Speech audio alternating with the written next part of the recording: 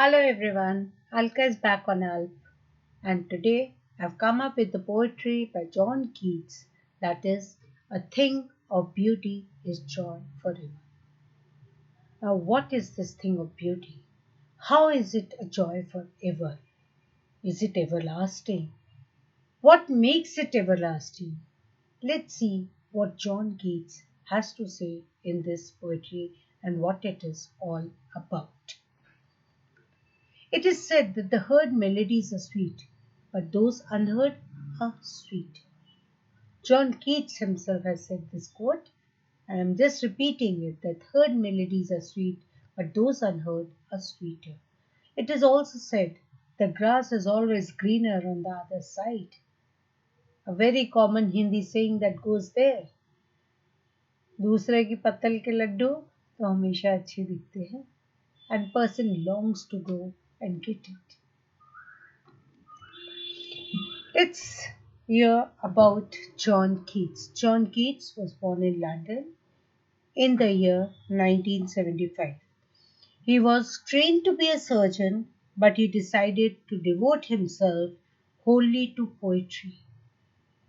He has the power to sway and delight his readers through his poetry. A Thing of Beauty is an excerpt from one of his very famous poems, Endymion. Endymion, a poetic romance. The poem is based on the Greek mythology, a Greek legend in which Endymion, a beautiful shepherd who is quite young, and the poet who lived on Mount Latmos, had a vision of Cynthia. Cynthia, the moon goddess. The enchanted youth resolved to seek her out, and so he wandered away through the forests and down the sea. Keats was a worshipper of beauty. For him, beauty was truth, and truth, beauty. A thing of beauty is joy forever. It is a constant source of pleasure. Keats was also a master craftsman. There is a balance in each sentence in this poem, and no wonder that the sentence, a thing of beauty is joy forever, is quoted quite often in our lives.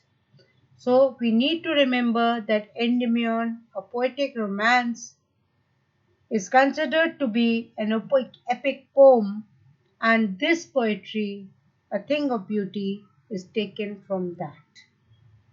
Moving ahead, we have already talked about the Greek mythology, where Endymion, his quest for love and for Diana, how he follows, and then he later gets to know that the girl is Diana herself. Let's start with the poetry. A thing of beauty is joy forever. Its loveliness increases. It will never pass into nothingness, but will keep a bower quiet for us and asleep. Bower is a shady place under the trees. The poet says that beauty stays forever. It never fades away. Rather, it increases with the passage of time. The perception of the poet regarding beauty is that it will never pass into nothingness. Beauty keeps increasing day by day. For the poet, beauty is like a beautiful shady tree under whose shade all the creatures, all the travelers, all the tired travelers come and sleep peacefully and enjoy good health. Bower. The literary devices used in this stanza are: first we'll talk about the rhyming scheme, A, B, B, C. Check the last words of each line. They say forever, never, keep, sleep, and breathing. So A because forever and never, keep and sleep is BB, and C is breathing. Next figure of speech is alliteration. It's a constant, it is the use of the consonant sound at the start of two or more words which are closely written. Sleep and sweet. The consonant sound that's repeated is S. Then we have metaphor. Metaphor is a direct comparison. A bower quiet. The calmness of the bower is being compared to the calming effect of the beautiful things. Just like the bower, whenever you go to the sea or to any water body, you keep looking at the water and it gives peace to the mind and to the eyes. So that gives a calming effect. Moving ahead, therefore on every morrow we are reading a flowery band to bind us to the earth, spite of despondence, of the inhuman dearth, of noble natures and of gloomy days, of all the unhealthy and overdarkened ways, made for our searching. Yes, in spite of all, some shape of beauty moves away the pall from our dark spirits. Now look at the few words. Morrow is the next day, tomorrow. Reading is surrounding, encircling, making. Despondence here means depressed, and gloom is sad. You will be knowing that. The poet says that every day, human beings, it is the beauty which fills our hearts and spirits, and it motivates us to build up and connect our life. It is the beauty which builds the desire in us to live through the sad moments and come out of those sad moments. And that we get the power to live amongst the cruel people also. So here the poet wants us to say that without beauty, the earth will be full of cruel people. Remember, there are n number of beautiful people, beautiful souls on this earth. So they always outnumber the cruel ones. He says that it is the beauty which is created by God which helps us to remove the sadness from the hearts. What happens when people are tired of their jobs? They want to go for an outing. Where do they go? They go to the hill stations to see the snow, the natural beauty. They go to the water bodies, the seas, Goa. Then they may be going to different water bodies, could be a dam or someplace. Why? Just to relax.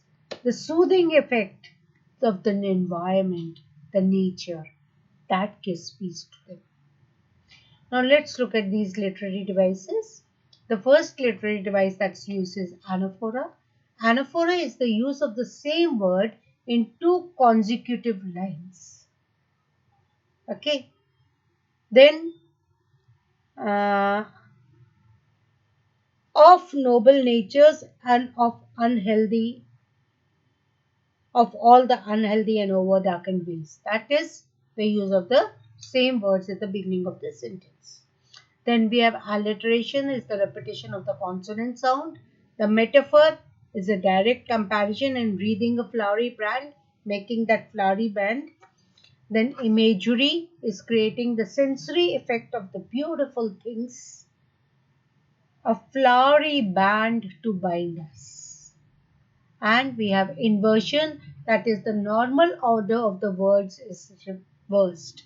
That is, are we reading a flowery band? Instead of saying we are reading a flowery band, the author says has changed the order, has reversed the order and he's put it up in the form of a question, are we reading a flowery band? Next answer, The sun, the moon, the trees, old, young, sprouting a shady boon. For simple sheep and such as the daffodils, we are the green world they live in, and the clear hills that for themselves make a cooling covert make against the hot season, the mid forest break. The poet is talking about all the beautiful things of nature. Boon is a blessing, reels are small streams of water, and break is the process to slow down. The poet says that beautiful things that are present on this earth, the environment, the natural beauties that are there, like the sun, the moon, the flowers. He gives the examples of the daffodils and the rivers. They are like a blessing bestowed upon us, upon the creatures of this earth. He described that the trees provide us with their shade, the flowers entice us with their beauties, and the river give a cooling effect to us in the hot summers. All these beauties of nature are like a boon to us. We are thankful to God for creating such bounties of nature. Look at the literary devices. First one is alliteration, repetition of the S sound in sprouting shady, simple sheep, the sea in cooling covert. The imagery of the trees giving the shade, the growing and the blooming daffodil flowers, and the clear river streams, the reels. An imagery is created when we read about them. Then we have antithesis, there's the opposite words that are placed together, the old and the young. Okay? Moving ahead, rich with a sprinkling of fair masquerose blooms, and such too is the grandeur of the dooms we have imagined for the mighty dead, all the lovely tales that we have heard or read. An endless fountain of immortal drink pouring unto us from the heavens brink. Grandeur is a high rank or socially important. The grandeur of the Gwalior Fort. Mighty is enormous. Mighty is also powerful. Immortal is undying, never dying, and brink means the edge. The poet says that the description of more beautiful things present on the earth are like the musk rose, which has a wonderful fragrance. He describes the tales of the knightly warriors, the mighty warriors who used to fight, and the ones who have laid down their lives for their countries. He talks of the beautiful things that are the gifts from God to each one of us. They are like the nectar that is given by God to us. They are the beauties which are immortal, and they give us a reason to live on this earth despite having so many sorrows in our life, despite so many ups and downs in our life, despite so many ill things cropping up our ways, we yet find a reason to live. Literary devices used here are alliteration. In have heard, each consonant is repeated. Metaphor in immortal drinks. The rhyming scheme can again be found out. Imagery in the bushes of the masquerades. The books describing the valor of the fighters. Valor, the stories about the power of the fights. God providing us with the best things in the life. Now, just quickly revise this poetry in a few points. The poet says that beautiful things are a source of endless joy. They have the eternal beauty which will never fade away. The beauty is like the shady shelter which gives us a comfortable sleep, full of sweet dreams, health, good health, and relaxation and peace of mind. Our attachments to the earthly things are just like a flowery wreath. They are the traps that keep binding us to this earth and give us a reason to live ahead. The earth is full of hatred, greed, and negativity, but these bounties of nature give us a reason to live. According to the poet, the gloom, the sadness caused by these fades away, but with the positive vibes and the beautiful things that surround us. He lists out some of the beautiful things, and he also says that the beauty lies in the eyes of the beholder. Rightly said, if I want to find out negatives in you, I'll find out 10 negatives. But if I feel that I should find out the positive things about you, I will definitely find out positive things. I will get one reason to find out the positive things. Dear friends, look into the positive of others.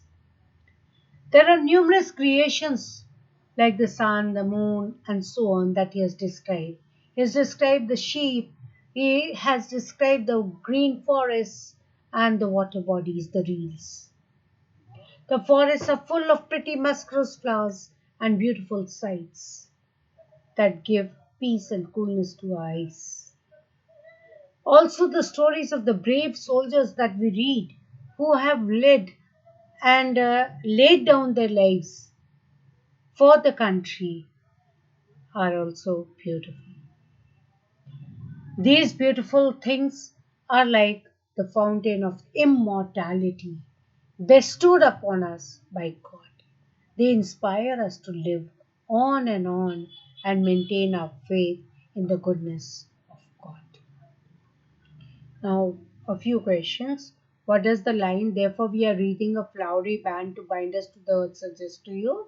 It suggests that we get attached, we find a connect between the beautiful things around us, and we find a reason to live ahead.